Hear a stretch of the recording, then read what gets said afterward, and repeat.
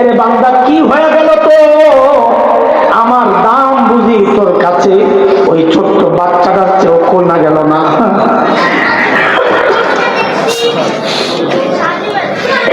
আরে আমার দাম বুঝি তোর কাছে আমার মাখলুকের চেয়েও কমে গেল। আমার মাখলুক টাকা থাকলে তুই গুনাহ করিস না, আর আমি খালেক টাকায়া টাকায়া ডাকতেছি তাও তুই গুনাহ ছাড়স না।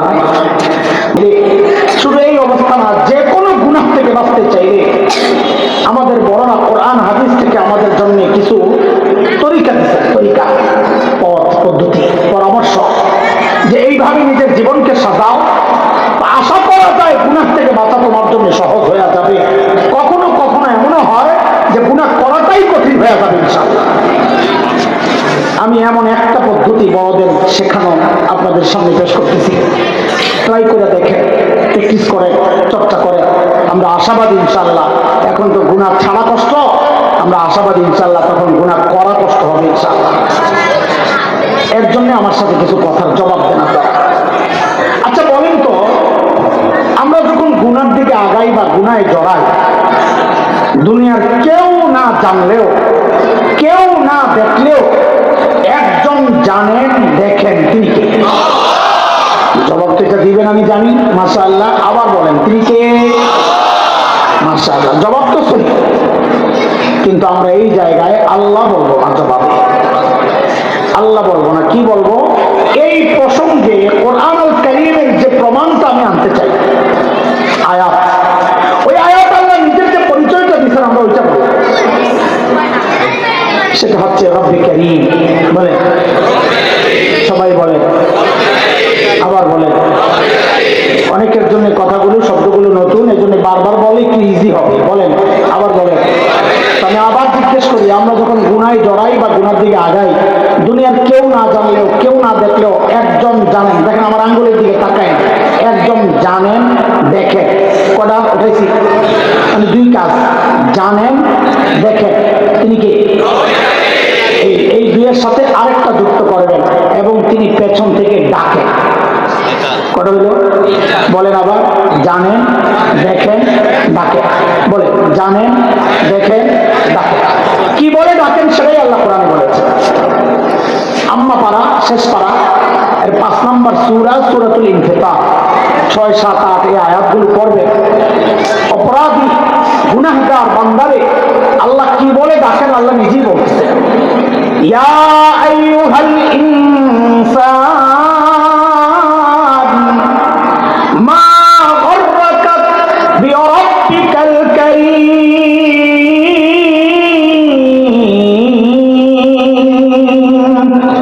আমি আপনি যখন গুনায় জড়াই তখন রব্বে কারীম আমাদেরকে ডাকতে থাকেন। কি বইলা? ও মানুষ, কারীম রবের ব্যাপারে তোমারে কে ধোকায় ফেললো? আরে কার কাছ থেকে কি পেয়ে তুমি তোমার রব ভুলে গেল? বলো। এভাবে ডাকতে থাকে। দেখেন ডাক্তারের ওজন কত, এটা এখনো আমরা বুঝে উঠতে পারি না। কেন পারি নাই? কারণ শব্দের বিশ্লেষণ গুলো আমাদের জানা নাই। এই জন্য দুইটা শব্দ একটু বিশ্লেষণ শুনেন, তাহলে আশা করি ডাক্তার ওজনটা বুঝে আসে।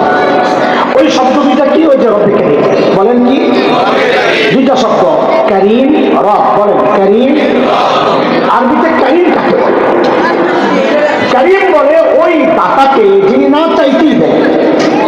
বলেন না চাইতেই। এই চোখ চাইয়া পাইছি না, না চাইয়া?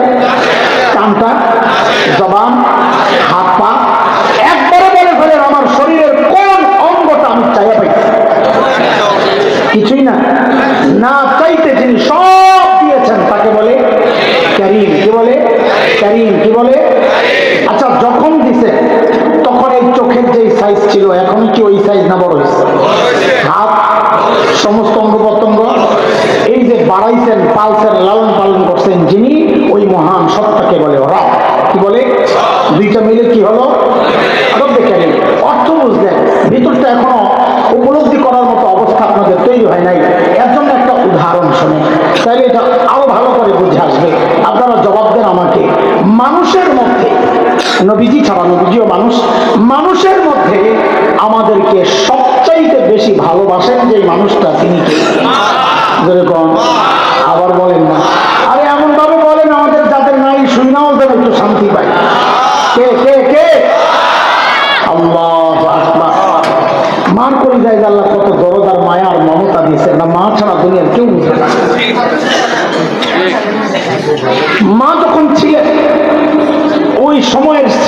আমাকে খুব প্রিয় দেয়। বিশেষ করে প্রতিদিন বাসায় গেলে একটা জিনিস আমার খুব মনে পড়ে।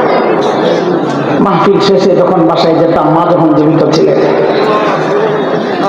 9 তলায় বাসা, লম্বা গলি, গলিটা ঢুকলে বাসা থেকে দেখা যেত প্রায় গাড়ির গ্লাসের পাশে এসে উপরের দিকে তাকাতাম, মন ডাকতো কেউ একজন উপরে দাঁড়ায় রয়েছে জানলার কাছে লাইট নিয়ে।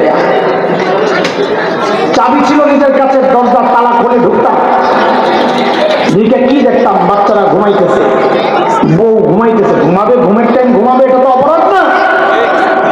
সবাই ঘুম। একজন মানুষকে যায় প্রায় সজাগ পেতাম, তিনি মা। যাই পেতাম ঘরের মধ্যে অস্থির পায়চারি করতেছে, অস্থির। কখনো যায় পাইতাম জায়গা মাঝে বৈশা বৈশা কান্না করতেছে। মাঝে মাঝে জড়ায় ধরতাম, মা আপনি ঘুমান না? তো কি বলতে, বাবারে বাহিরে যতক্ষণ থাকো ঘুম তো আমার আসে না। এর নাম কি বলেন না? এর নাম কি? মা।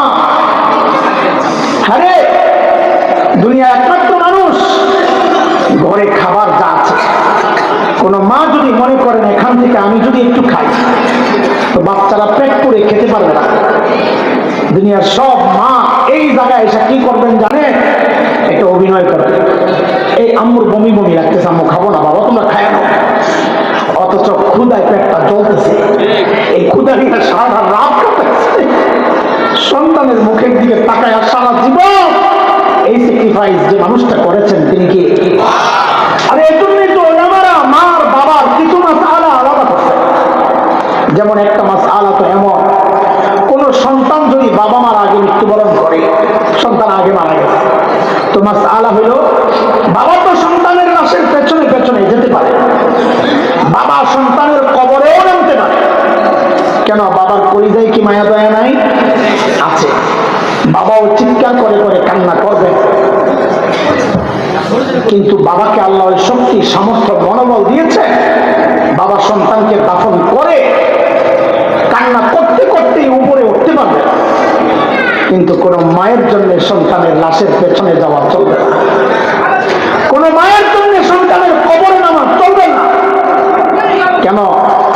দুনিয়ায় এমন কোন মা নাই যে সন্তানকে দাফন করার জন্য কবরে নেমে সন্তানকে সহায়া দিয়া ওই মা সুস্থ অবস্থায় উপরে উঠবেন, এমন কোন মা জগতে নেই।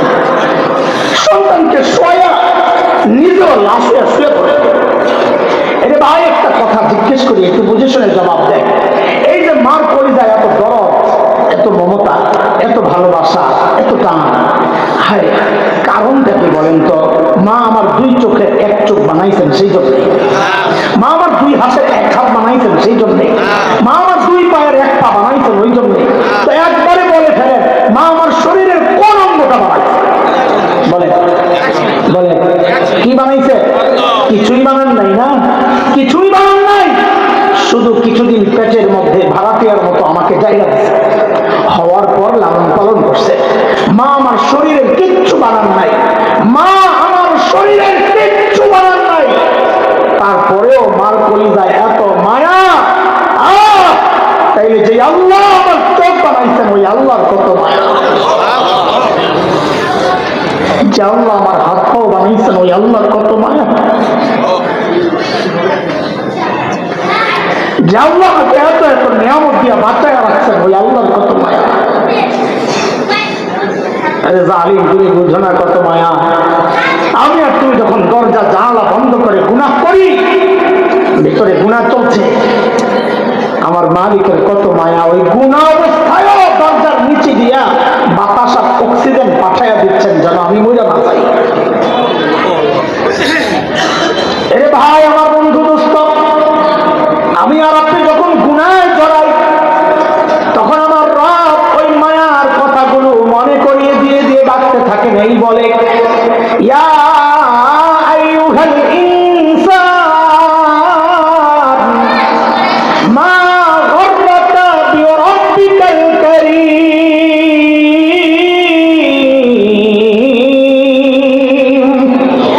আরে মানুষ, ওই কারীম রবের ব্যাপারে তোরে কে ধোকায় ফেললো রে?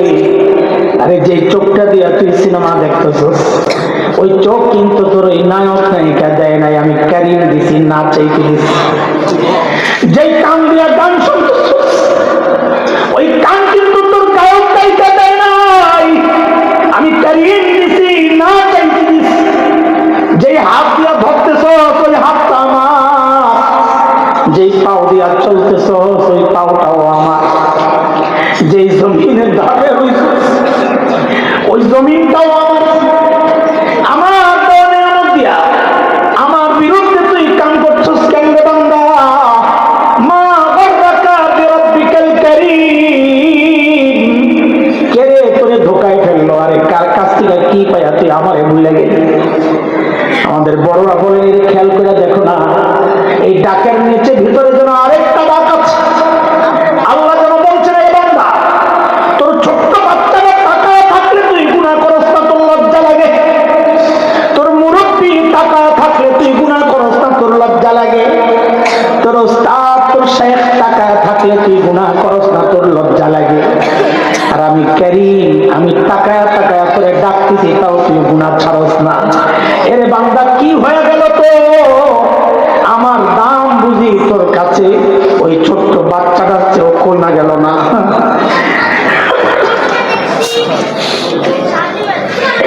আরে আমার দাম বুঝি তোর কাছে আমার মাখলুকের চেয়েও কমে গেল। আমার মাখলুক তাকায় থাকলে তুই গুনাহ করস না, আর আমি খালেক তাকায় তাকায় ডাকতেছি, তাও তুই গুনাহ ছাড়স না। বলে মালিক কারীম তো ওই সত্তা, যে না চাইতে দেন আপনি কি দিচ্ছেন?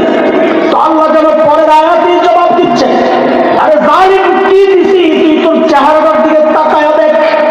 আল্লাযী খালাকাকা ফাসাওয়াকা ফাআদালাক ফি আইয়ি সূরাতিন মা শাআ রাক্কাবাক।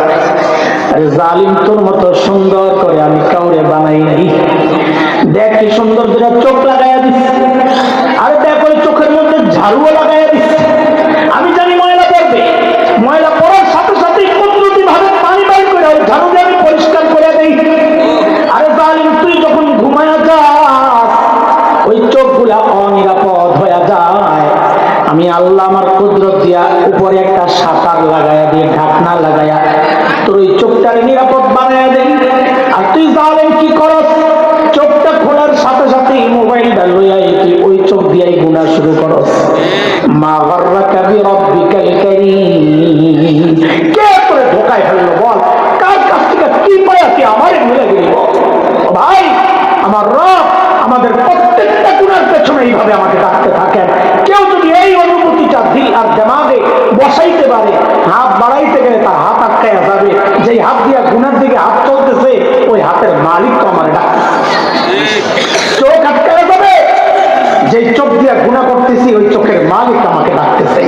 কান বন্ধ হয়ে যাবে, যে কান দিয়া গুনাহ করতেছি ওই কানের মালিক আমাকে ডাকতেছে। এই অনুভূতিটা দিলের মধ্যে শক্ত করে বসাইতে পারলে ওই মানুষ গুনাহ ছাড়া না, ওই মানুষের জন্য গুনাহ করাটা কঠিন হয়ে যাবে। ইনশাআল্লাহ ছাড়বো তো, ইনশাআল্লাহ ছাড়বো তো, ইনশাআল্লাহ। এবার আর ছোট্ট একটা কথা বলে আমি শেষ করব। আমাদের পেছনের গুনাহ কি করা? হুজুর আসছেন না, পিছনের গুনার কি করবো বলেন? পিছনে যে এত গুনাহ রয়েছে এগুলার কি করা বলেন তো? হ্যাঁ কি করা বলেন? মাশাআল্লাহ। আমি ছোট মানুষ, বড়রা বলবে আমার দিলের একটা ছোট্ট অনুভূতি, সেটা হচ্ছে দুনিয়ায় গুনাহ মোছার মতো সহজ কাজ আছে। গুনাহ মোছার মতো সহজ কাজ আছে। কেন জানে? তার বড় কারণ হচ্ছে গুনাহ যিনি মোছেন তিনি নিজের নাম রাখছেন নিজেই গফফার। কি নাম বলেন? কি নাম? সবাই বলেন জোরে, আল্লাহু আকবার। কি নাম রাখছে? গফফার। চিনেন নি আপনারা?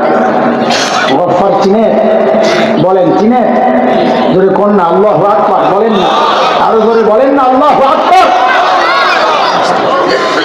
এর দোস্ত দুনিয়ায় সবাই অপরাধীর খুঁজে শাস্তি দেওয়ার জন্য, পুলিশ অপরাধী খুঁজে শাস্তি দেওয়ার জন্য, এমনকি সন্তান অপরাধ করলেও মা বাবা খোঁজেন শাস্তি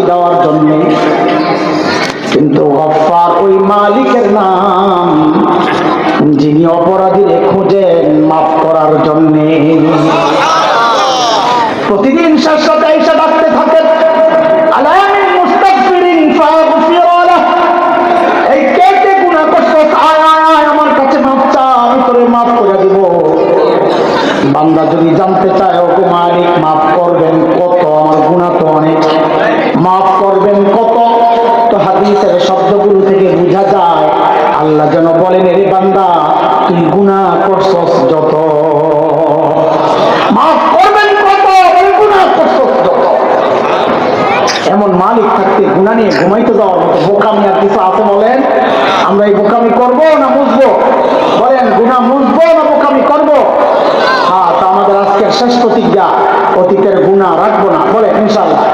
বলেন, অতীতের গুনাহ রাখবো না, ভবিষ্যতে গুনাহ করবো না। আল্লাহ তাআলা আমাদের জীবনকে গুনাহ মুক্ত থেকে